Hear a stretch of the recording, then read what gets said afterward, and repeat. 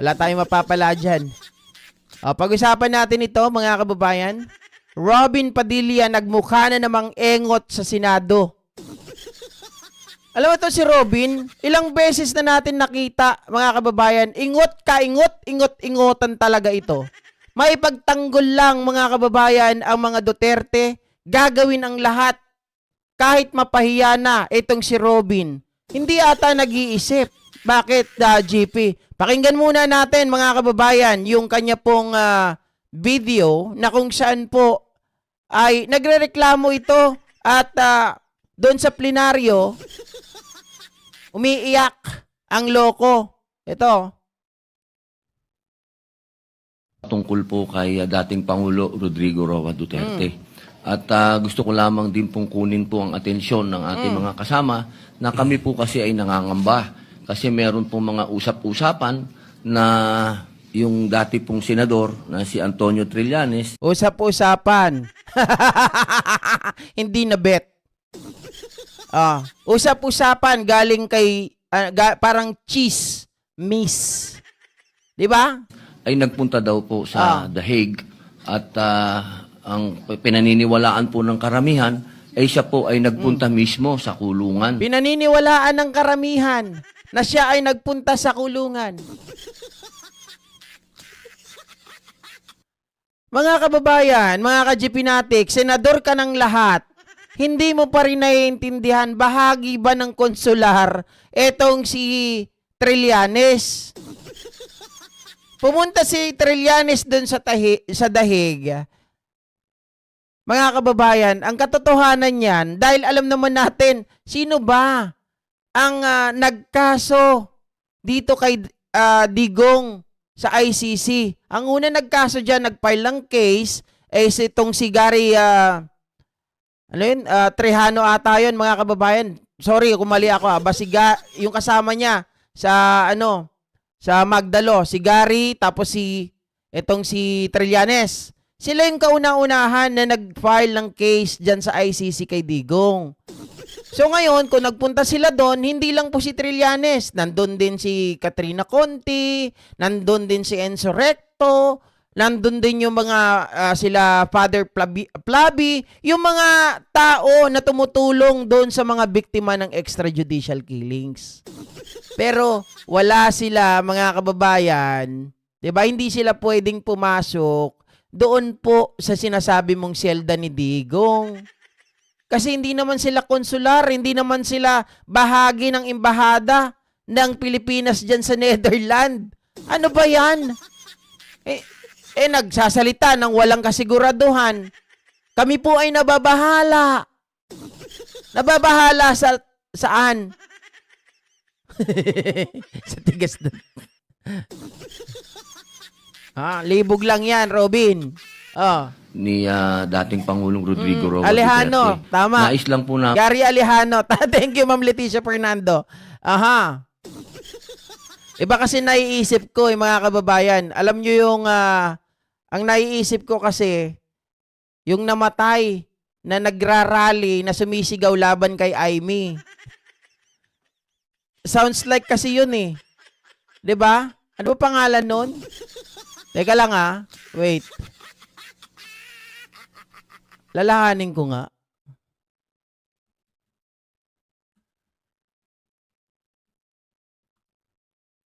Ayun, ano pala? Alala ko na, tama. Sounds like nga. Ang naalala ko si Archimedes Trajano. 'Di ba? Mga kababayan, yung naalala nyo ba yon? Yung isang tao na kumalaban kay Aimee nung kabataan nila, tapos pinatay, mga kababayan. Ayun ang naalala ko eh. Archimedes Trajano pala yon. Tuloy natin si Robin. sana namin itong malinawan dahil matagal po akong nakulong sa Bilibid. Hindi po kailanman na meron pong pupunta na tao na hindi mo gustong makita. Yun po, tatanungin ka muna ng gwardya kung gusto mo bang makita itong taong ito. Teka lang. Hindi nga kayo sigurado eh. 'Di ba? Sabi ninyo, wala kayong basis, sabi-sabi. Yun lang yung ano ninyo, yung sa pantahan ninyo. Alam nyo, yung pagpunta ng ibang tao sa kulungan, gawain nyo yan eh. Gawain ng mga Duterte yan. 'Di ba? Mga kababayan, yung ginawa doon sa mga preso dati, kagaya nitong si Mayor Espinosa. 'Di ba? Iba yung dumadalaw. Pulis ang dumadalaw. Ayun, pinayari sa loob. Dito sa ICC, maigpit sila dyan. Hindi nila basta papayagan ang isang tao without the knowledge, mga kababayan, nung taong nakakulong. At syempre yung pamilya. Kalokohan naman. At makakalusot ba yun si Trillanes makakapasok doon sa detention facility na hindi makikita ng mga DDS dyan? Alam natin yung mga DDS dyan, 24 hours ata, nandyan nakasilip. Nakamasid, ayun na nga, nag-aaway-away na. 'Di ba? Nagsusuntukan na. Nagsasabunutan. Bakla at mga babae, yung nag-aaway-away. Hindi ko alam kung bakit sila nag-aaway-away. Pinag-aawayan ata yung 10U. 10U ni Digong.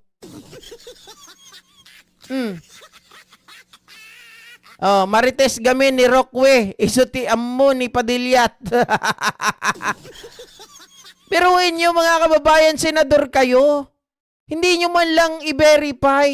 Di ba? Hindi nyo man lang tanungin. Naniwala kasi kagad kay Inday eh. Di ba ang kwento lang daw ni Roque, mga kababayan, ito daw ay nadulas.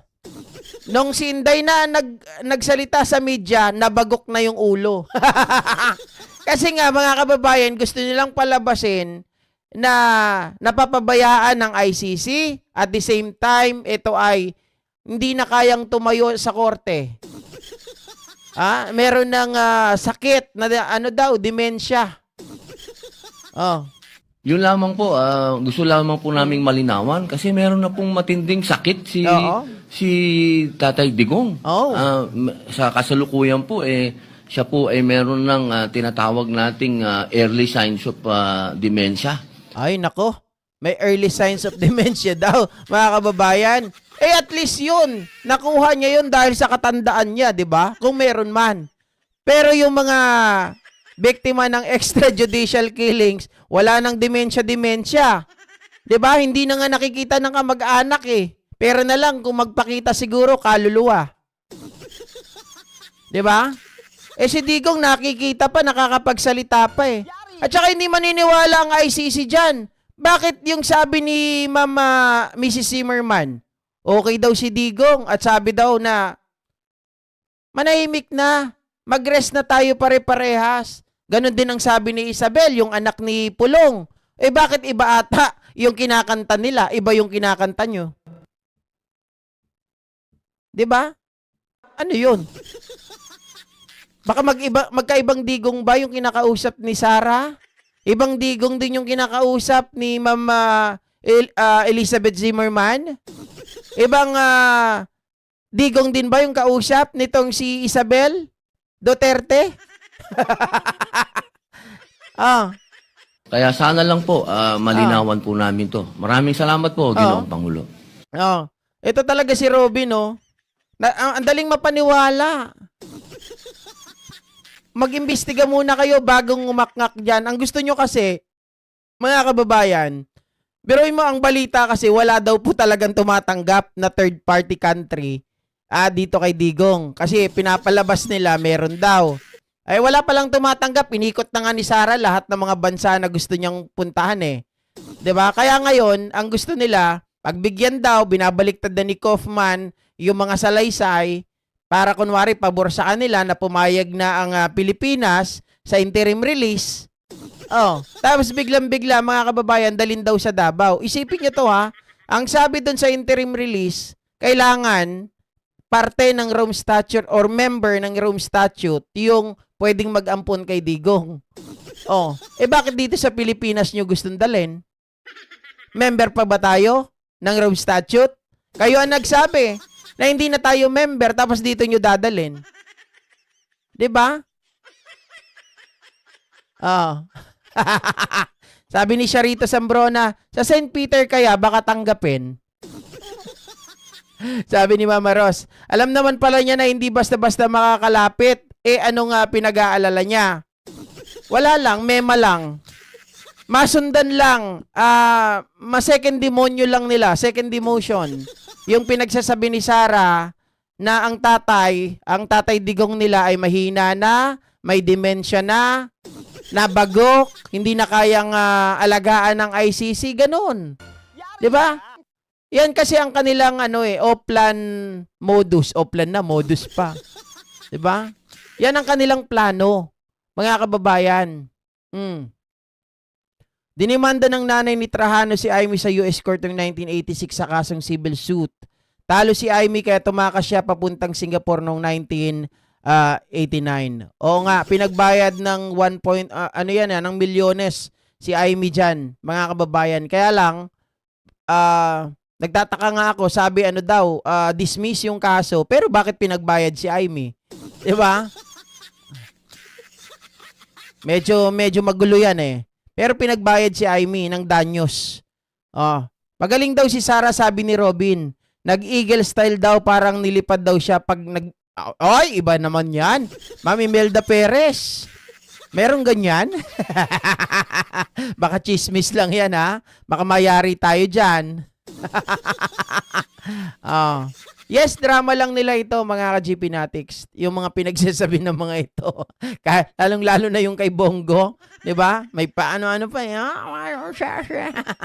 Parang mga asong ulul eh.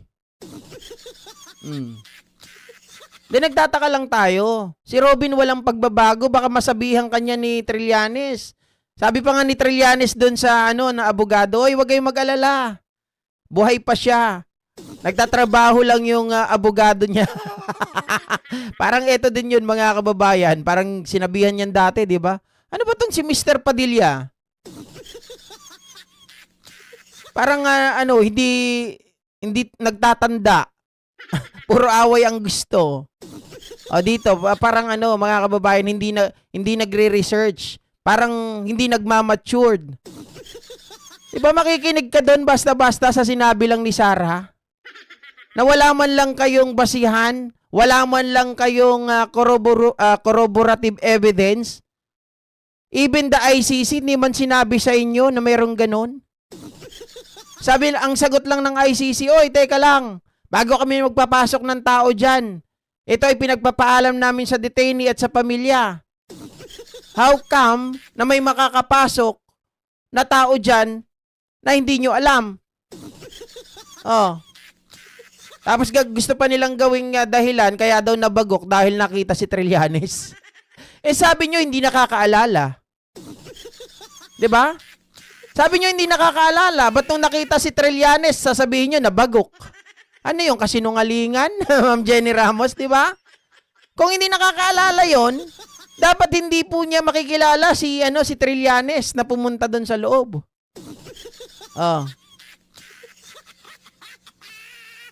Diyos ko, mga kababayan. Alam nyo, unang-una, si Digong ang may gusto noon. 'Di ba? Nung panahon na sila po ay namamayagpag sa pwesto, ang yabang-yabang nila, 'di ba? So ngayon, dapat pagdusahan din nila yung mga ginawa nila. Hindi pwedeng sasabihin natin, matanda na kasi, may dementia, kailangan ng iuwi for humanitarian purposes. Okay na Japan. Ganun na lang balagi.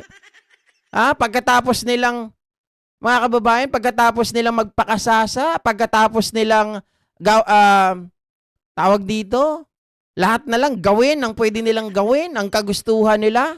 Tapos ngayon naaasunto sila, gusto sabihin may sakit na, matanda na, maawa naman kayo for humanitarian. Pero nung sila yung nakaupo, mga kababayan, bawal ang human rights. 'Di ba? Diyos ka.